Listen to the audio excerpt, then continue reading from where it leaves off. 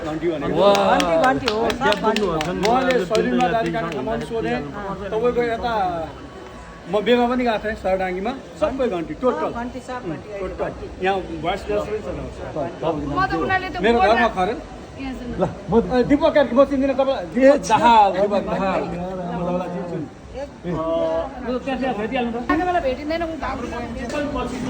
होइन इलेक्सन पछि कसरी संसदमा मानिसलाई हार्दिक अभिवादन।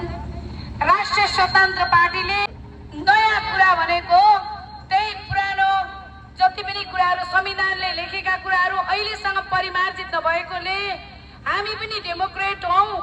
त्यो नि हाम्रो भिजन भनेको के हो भने संविधानले दिएका कुराहरू कार्यान्वयन हुनु पर्यो र इन्स्टिट्युसनल रिफर्म हुनु पर्यो भनेको हरेक निकायहरू चाहिँ स्वतन्त्र हुनु पर्यो। न्यायपालिका स्वतन्त्र हुनु पर्यो, कार्यपालिका स्वतन्त्र हुनु पर्यो भने संसद पनि स्वतन्त्र हुनु पर्यो र विभिन्न निकाय देशका सम्पूर्ण निकाय के रे स्वतन्त्र भयो भने कुनै पनि भ्रष्टाचार पनि हुँदैन। भ्रष्टाचार पैसाको खेल मात्र होइन, भ्रष्टाचार तपाईको व्यक्तित्व पनि हो र भ्रष्टाचार टाइममा कुनै पनि काम नहुनु पनि भ्रष्टाचार हो। आज संविधान बनेको 10 वर्षमा अहिलेसम्म कुनै पनि विधेयकहरू राम्रो बनिसकेको छैन, मुख्य विधेयकहरू। र अर्को कुरा राष्ट्रिय स्वतन्त्र पार्टीले हामीले एडभोकेट गरेको भन्ने कुरा जनताको चाहना अनुसार सरकार हुनु पर्यो। हरेक जनता समुदायहरू यहाँ विभिन्न समुदायहरू छन्, उहाँहरूको आवश्यकताको सम्बोधन हुनु पर्यो। उहाँहरूको सांस्कृतिक उहाँहरूको सम्पदाका कुराहरूदेखि लिएर हरेक कुराको चाहिँ सम्बोधन हुनु पर्यो। त्यो नै हाम्रो चाहिँ मुख्य एजेन्डा हो। र अहिलेसम्म हामीले देखिरहेको यहाँको समस्या यो बाटोघाटो मात्र नभएर समग्र विकासका कुराहरू छन्।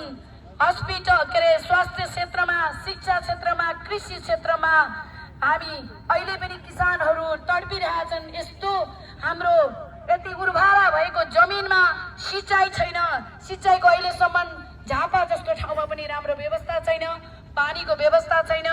बिर्तामर जस्तो यत्रो धेरै बिल्डिङ सहर बनेको ठाउँ बर्खामा पानीले डुब्छ, त्यसले गर्दाखेरि वैज्ञानिक कुनै छैन।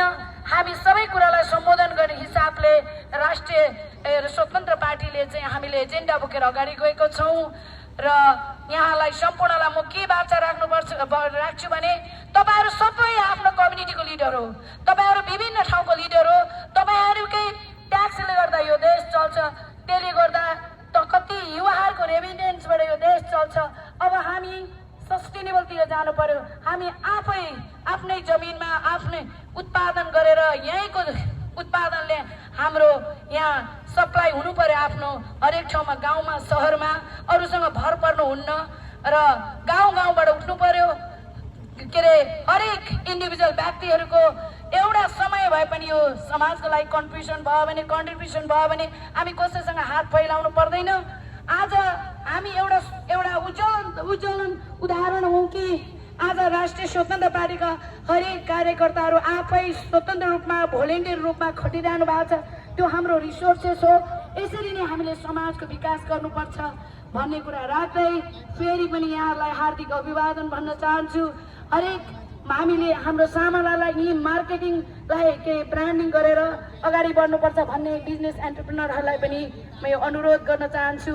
यो सहर सफा राख्न हामी सबै लाग्नुपर्छ भन्ने कुरा पनि राख्दछु। धन्यवाद।